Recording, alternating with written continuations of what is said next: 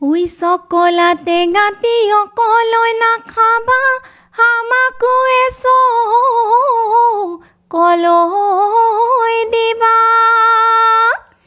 বিহু মাৰিবলৈ অকলৈ নাযাবা ঐ এই আমাকো লগতে নিবা।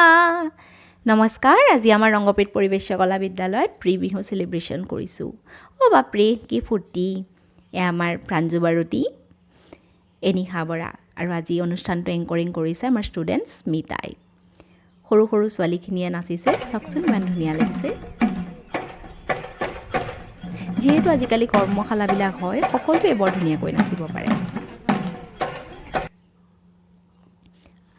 তাৰ পাছতে অকল সৰু সৰু ল'ৰাখিনিয়ে ঢোল বজালে।